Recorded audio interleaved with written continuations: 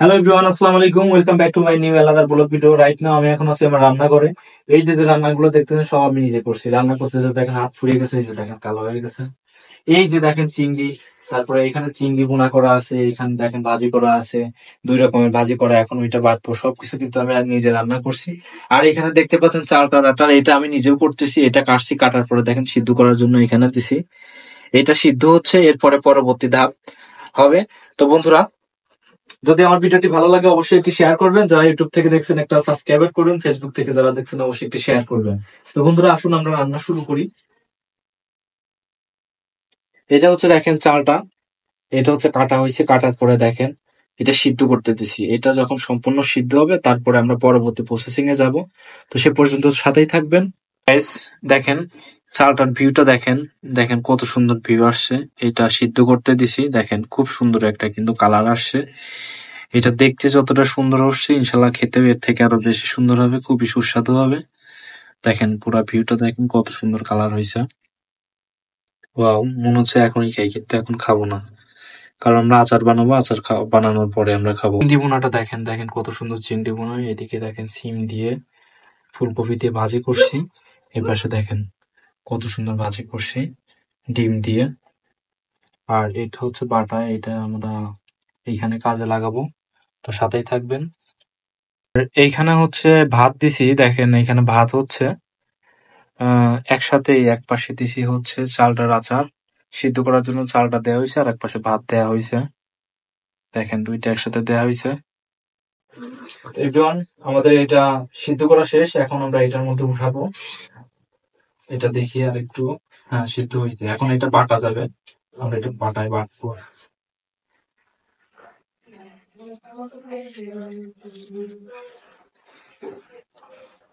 তো পানি উঠানো যাবে না।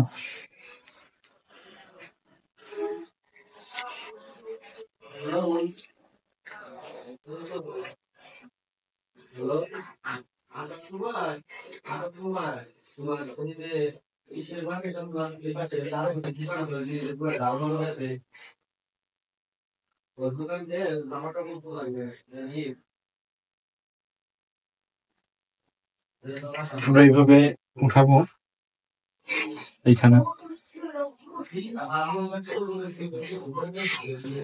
যত শিলা সবগুলো এখানে আমরা উঠায় ফেলবো।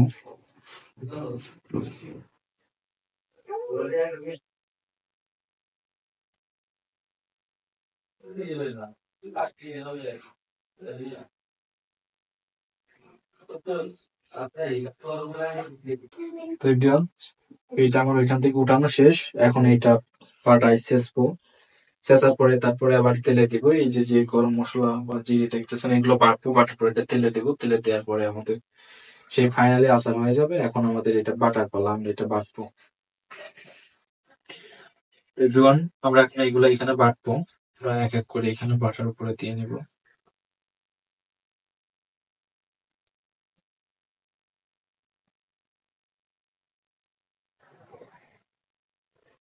এই যে আমরা এখানে বাটতেছি।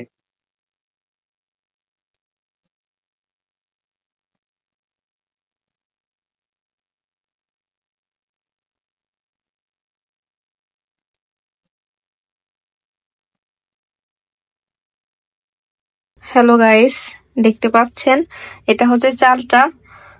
এটা হচ্ছে হলুদ দিয়ে আর লবণ দিয়ে সিদ্ধ করা হয়েছে। আর এখানে হচ্ছে কিছু গরম মশলা, এলাচ আর লবঙ্গ নেওয়া হয়েছে। এখানে রসুন বাটা আর হচ্ছে এখানে রসুন একটু থেতো করে নেওয়া হয়েছে। আর এখানে হচ্ছে লাল মরিচের গুঁড়া। আর এটা হচ্ছে পাঁচফোড়ন, এটা চিনি। আর এই হচ্ছে সরিষার তেল। চলুন রান্নায় চলে যাওয়া যাক। গাইস, এখন আমি সরিষার তেলটা কড়াইতে ঢেলে নেব পরিমাণ মতো। সরিষার তেলটা আচারে দিলে পরে কি আচারটা খেতে খুবই সুস্বাদু হয়। তেলটা একটু গরম করে নিব। এখানে গরম মশলাগুলো আমি দিয়ে দিলাম।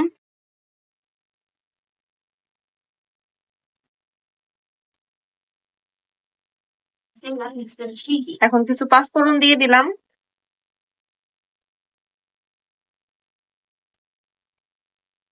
এখন রসুন থেতো করা এবং রসুন বাটাটুকু আমি দিয়ে দিচ্ছি।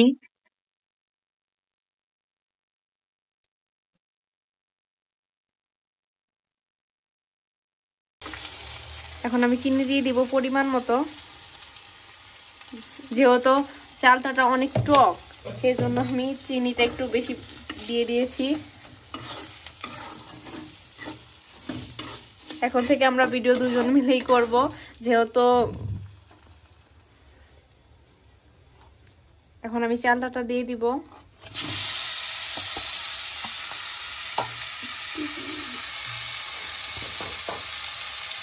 পরিমাণ মতো লবণ দিয়ে দিব,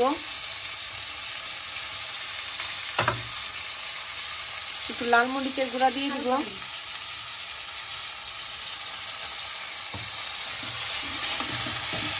এটা ভালোভাবে মিক্স করে নিব। চুলার আঁচটা একটু কমিয়ে নিব।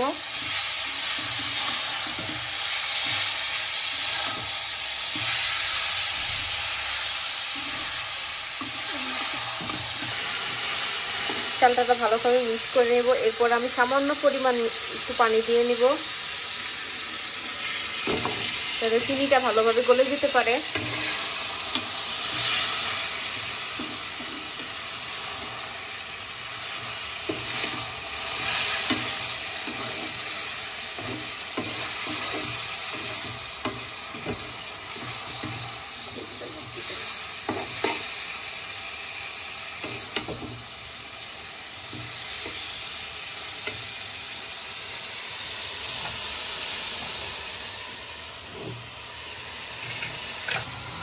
গাইস দেখতে পাচ্ছেন আমাদের চালটা থেকে অনেকটাই পানি ঝরে গিয়েছে।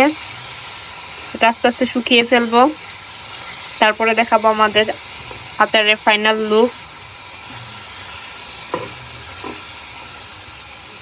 আপনারা সবাই আমাদের চ্যানেলটিকে সাবস্ক্রাইব করবেন এবং ফেসবুক পেজে যারা আছেন তারা সবাই ফলো দিয়ে রাখবেন। গাইস দেখতে পাচ্ছেন আমাদের আচারের কালারটা কত সুন্দর আসছে। ওয়াও, কে কে চালটার আচার বানাইতে পারেন অবশ্যই কমেন্টে বলবেন। ওয়াও, কত সুন্দর একটা কালার আসছে। গাইস দেখতে পাচ্ছেন আমাদের আচারের লুকটা। ওয়াও, সত্যি অনেক দেখতে খুবই ইয়াম্মি হয়েছে। ওয়াও,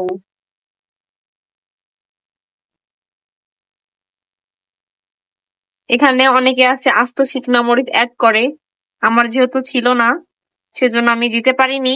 এখানে আমি মরিচের গুঁড়াটা অ্যাড করেছি।